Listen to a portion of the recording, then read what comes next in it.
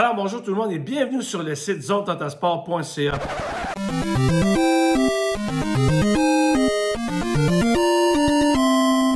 Avec nous autres, il y a Mr. Roots. Coucou. Alors, c'est un site web qui est un outil gratuit que vous pouvez trouver des images explicatives qui peuvent vous aider justement à illustrer les jeux et que les enfants puissent voir visuellement qu'est-ce que vous expliquez. Vous pouvez retrouver des outils pédagogiques, vous pouvez retrouver des jeux de récréation, des jeux d'équipe, des jeux de course, des jeux de ballon, des projets que vous pouvez faire à votre école ou dans les camps de jour ou peu importe.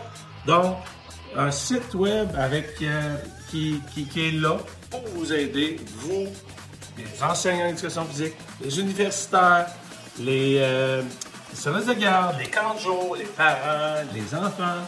Bref, tout ça, vous avez accès à ce site-là totalement gratuitement. Oh yeah! Et si vous trouvez que ce site-là est intéressant, les vidéos sont cool, ben, vous pouvez m'aider en likant les vidéos, en vous abonnant à ma chaîne YouTube, en vous abonnant à ma page Facebook pour avoir accès aux nouveautés que je publie quand même de façon régulière. Et surtout, venez vous inscrire sur le site web pour avoir accès à tout ça gratuitement. Vous pouvez les télécharger gratuitement. Donc, sur ce, je vous attends sur mon site web avec Mr. Roots. Aujourd'hui au menu, qu'est-ce qu'on va parler? On va parler d'un jeu de policier-voleur, la version 2.0.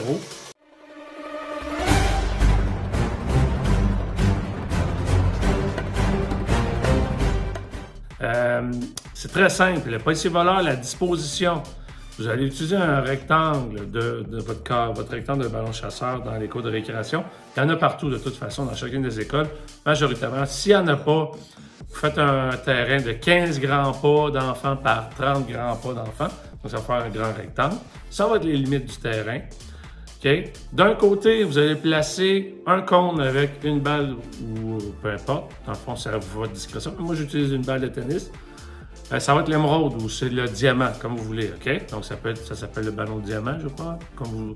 Moi, c'est policier-voleur. Donc, il va y avoir un diamant, un cône que vous placez peut-être proche de la ligne de fond, peut-être à 2 grands pas de la ligne de fond.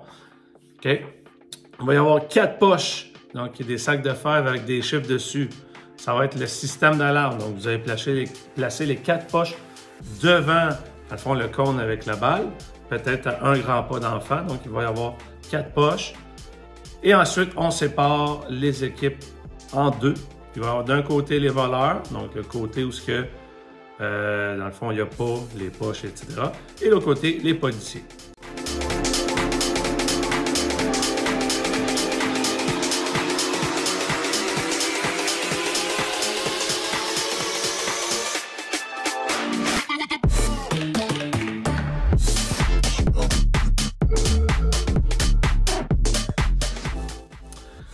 Le but du jeu, pour les voleurs, ça va être de désarmer le système sans se faire toucher et d'aller réussir à voler le diamant un coup que le système d'alarme est désarmé.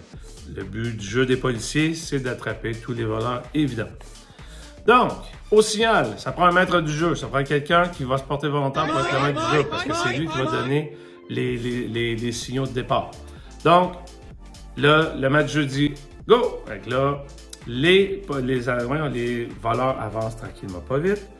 Et là, il y a une police qui quitte sa ligne. Qu'est-ce qui va arriver? C'est aussitôt qu'une police quitte la ligne, tous les voleurs sont obligés de retourner à leur refuge, à leur repère, derrière la ligne.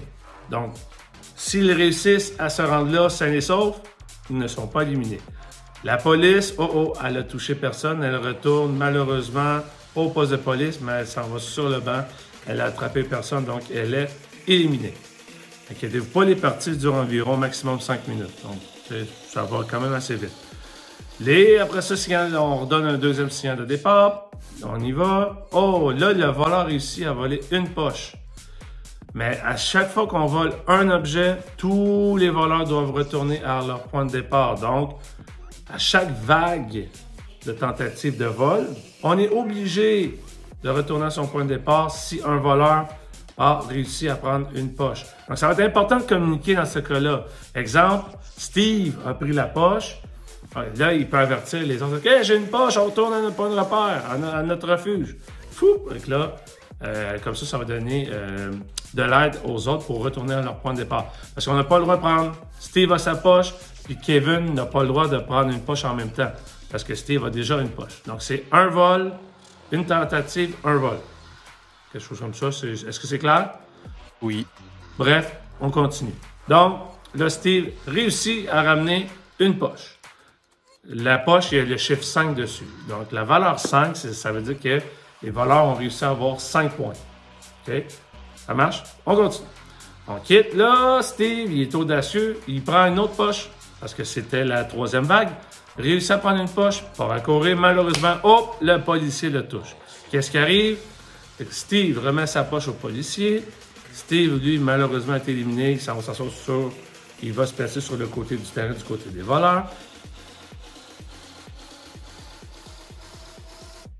Et Steve a une poche, pas Steve, le policier a une poche qui a un chiffre dessus. La valeur de la poche, dans le fond, ça donne des points aussi au policier. Dans ce cas-ci, les policiers, vu qu'ils ont rattrapé Steve, le voleur, ont réussi à récupérer le chiffre 4, la poche qui vaut 4 points. Donc, les policiers ont 4 points. Excellent. On continue. Là, toutes les poches ont été volées.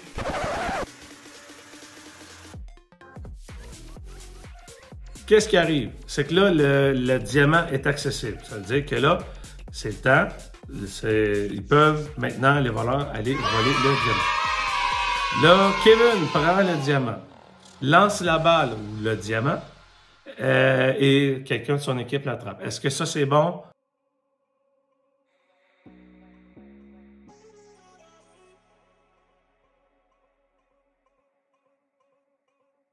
Non. La personne qui vole le diamant, c'est la seule personne qui est responsable de pouvoir prendre le diamant et le ramener.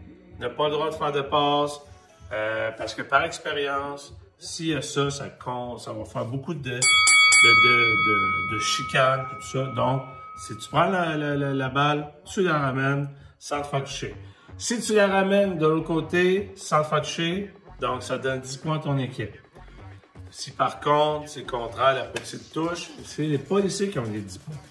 Okay? Donc, si on fait, on va faire un exemple rapide. Okay? Vous êtes prêts? Yes, sir. Yes, sir. Yes, sir. Yes, sir. Yes, sir. Yes, sir. Donc, on se rappelle, Steve a volé une poche qui vaut 5 points.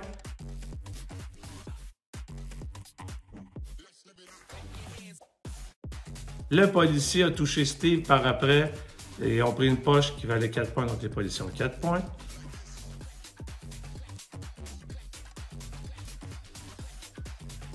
Après ça, les voleurs ont réussi à voler les 2 dernières poches qui restaient, c'est-à-dire qui valent 1 point, 2 points. Donc, au total, les voleurs ont réussi à voler la poche de 5 points, de 2 points, de 1 point. Donc, 5, 6, 7, 8, ça fait 8 points. Donc, ça, c'est les points pour les voleurs.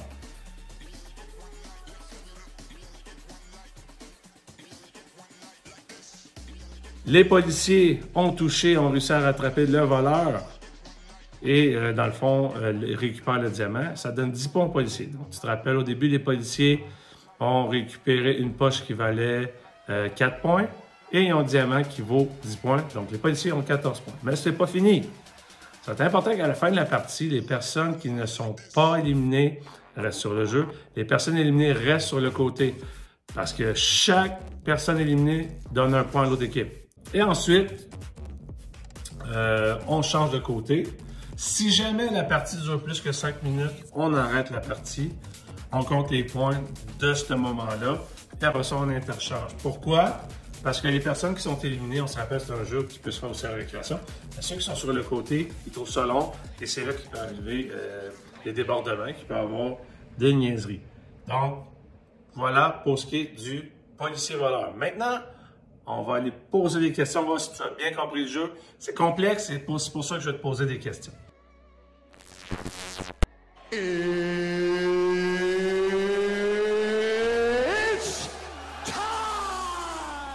Pour les questions version du jeu.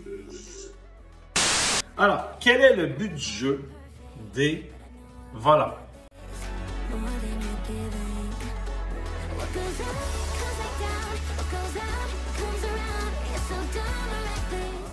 Exact. Les voleurs, qu'est-ce qu'ils doivent faire? C'est d'aller récupérer une poche à chaque vol, la ramener sans se faire toucher et ramener le diamant sans se faire toucher quand que toutes les poches ont été volées. Exactement. Donc, on désarme le système d'alarme pour pouvoir voler le diamant. C'est quoi le but du jeu des policiers?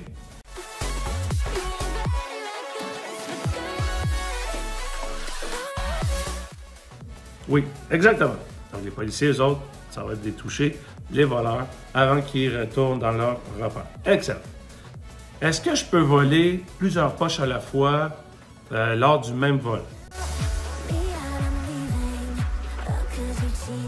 Non, exactement. Donc, c'est un vol, donc un objet. On vole un objet à la fois par vol ou par vague. OK?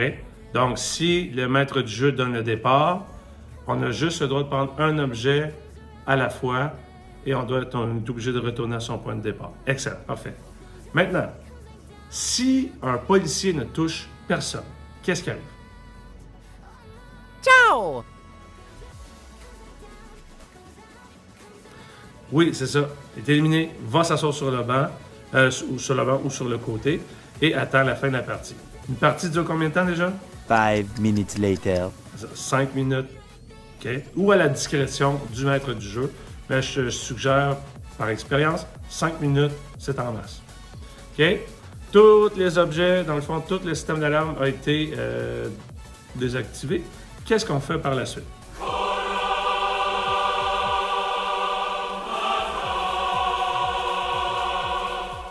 Exact. Donc là, à partir de ce moment-là, les voleurs peuvent tenter de voler le diamant sans faire de passe, évidemment. Et au bout de 5 minutes, on compte les points, combien de poches sont du côté des voleurs, combien de poches sont du côté des policiers. On additionne la valeur des poches et ensuite on compte aussi le nombre de personnes éliminées pour les donner à l'autre équipe, tout simplement. Alors, je sais que c'est un jeu qui est complexe, mais un coup que vous allez être en jeu, vous allez commencer à comprendre un peu plus. Faites 2-3 parties et à partir de ce moment-là, ça va être plus facile pour vous autres de comprendre les règles avec le système d'alarme. Sur ce, je vous souhaite une excellente partie et on se revoit dans une prochaine vidéo. N'oubliez pas de liker la page YouTube. Abonnez-vous sur mon site web, sur ma page Facebook, sur ma page YouTube. Abonnez-vous pour être au courant des dernières nouveautés. Sur ce, je vous souhaite une bonne fin de journée.